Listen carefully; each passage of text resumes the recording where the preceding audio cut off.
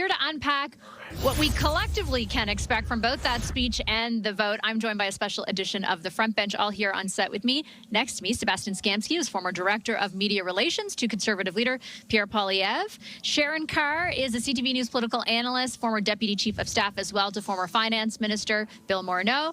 And Kim Wright rounds us out this evening. She's a longtime NDP strategist and founder and principal of Wright Strategies. Hi, everybody. Hello. Happy Friday. Happy Convergence on Calgary Day. Sebastian, I've got to start with you because I imagine you've been behind the scenes while these speeches are being written and crafted and, preparing for big moments like not necessarily this vote, but tonight it will be this vote. Take us behind the scenes, if you could, about what you anticipate the prep for what's happening tonight. What's the objective? What's the prep like?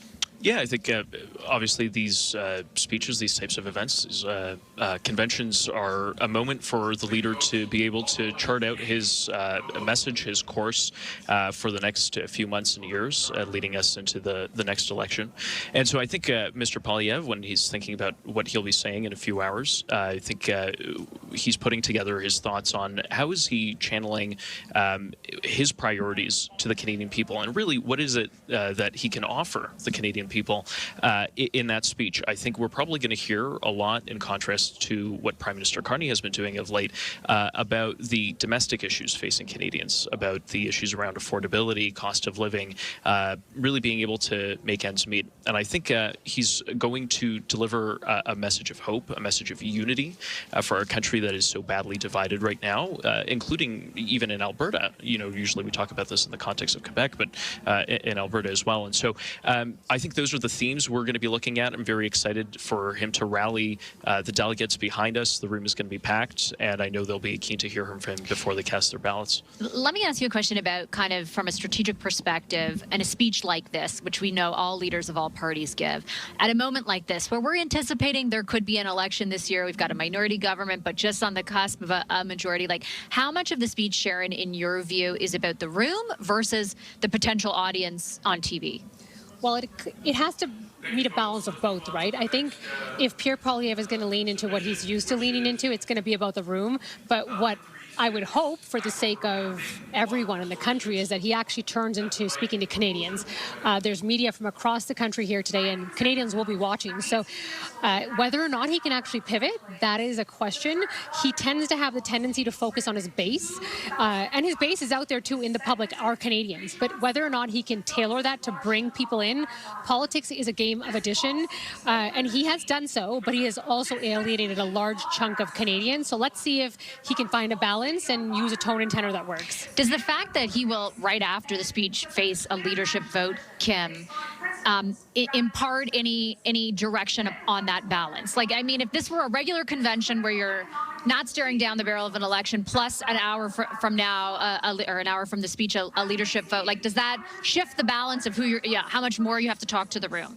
Yeah, there is a bit of that, but what we're also seeing is there has to be a bit of contrition, right? He didn't win on election night. He put them through a by-election. Where is he going to run? What's the plan going forward? So there will absolutely be red meat for the base, but there also has to be a bit of, okay, yep, didn't get where we all thought we were getting to when every Conservative in this room was measuring the drapes, but where do we go from here and how do we move forward?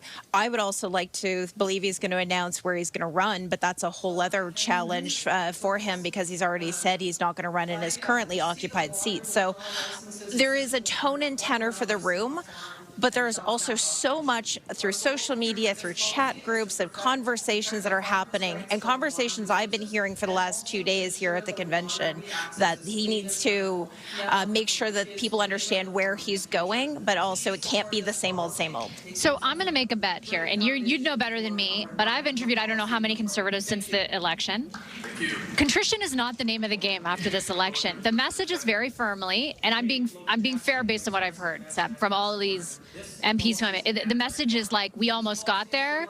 If not for extenuating circumstances, we would have. Do you anticipate anything different? And I also wonder what you think about, my assumption was that the room felt very similar to MPs in that they didn't need to because they had gotten to such new heights. But I'm surprised by the number of delegates who are talking to our reporters saying like, yeah, we had a great success process, but we didn't win. Like, they are looking for some explanation. Maybe not contrition, but explanation. Yeah, listen, we're all yearning to have the reins of power. Obviously, that's the name of the game. That's why we're a political party that's seeking to unelect the Liberals who have been in there for far too long.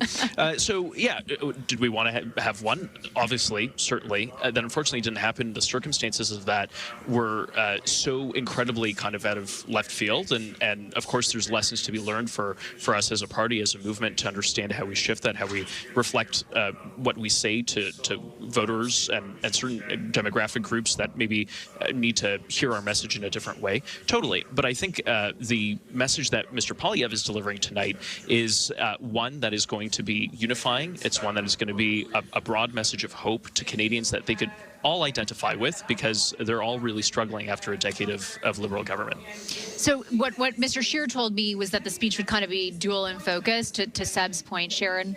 And he initially said it's going to be a lot of like what the Prime Minister has not accomplished, and then there would be a message of hope and unity. Do you think they can square those circles? And again, I'll point to something that surprised me, and I did this with Mr. Scheer as well.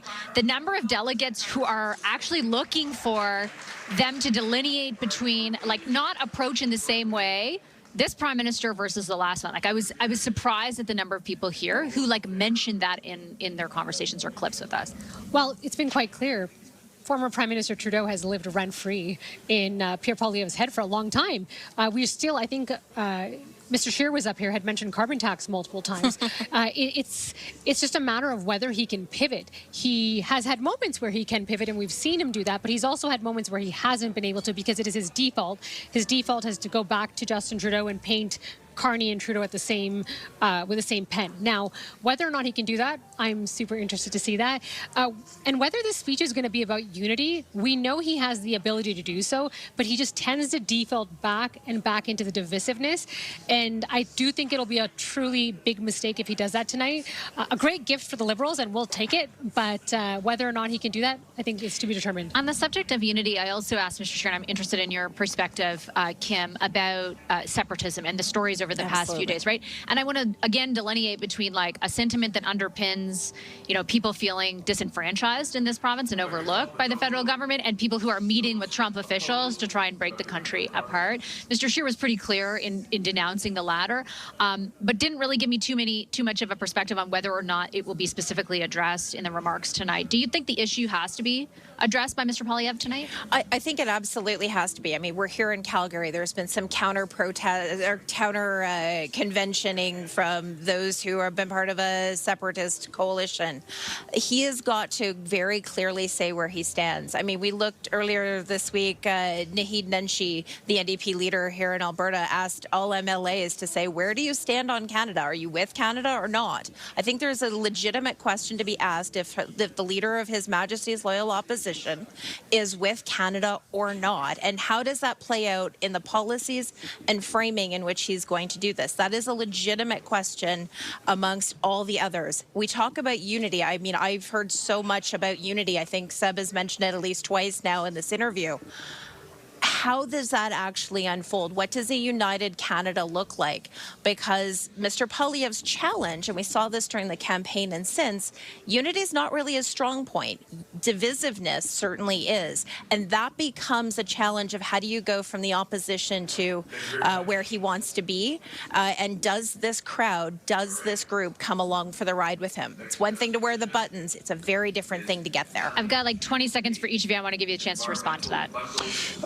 Well, no surprise, I see things very differently. I think Canadians are united in their suffering after the last decade, frankly, and I think a lot of us here who have the privilege of being here don't fully see the way that job losses have affected Canadians, the way that food bank lines have grown, the way people can't afford to live, literally. And so that's who Mr. Poilievre will be championing, and I think that's who's going to be listening broadly. What's the number? What do you think the number is going to be? Listen, I think in order for him to walk away from this with a resounding victory, it has to be over 80%. And you know what? I'll even go as far as saying it has to be over 87%. Wow. And I'm putting it That's out there. high. Setting expectations high. Setting it high. Kim? Good job. Look, they should be, considering how they've ran this convention, very, very high. I've heard the number of the Stephen Harper 84%. That seems to be the benchmark I'm hearing from a lot of people. Whether or not those buttons will vote, I don't know. For viewers at home, many delegates are wearing yes for Pierre buttons. We also saw a lot of that in Ontario with Bonnie Crombie. All of her delegations were wearing those buttons. So who knows? I'm going to save your prediction for our special coverage, which gets you. underway in a few hours. Thanks, guys. Sebastian Skamsky, Sharon Carr, and Kim Wright.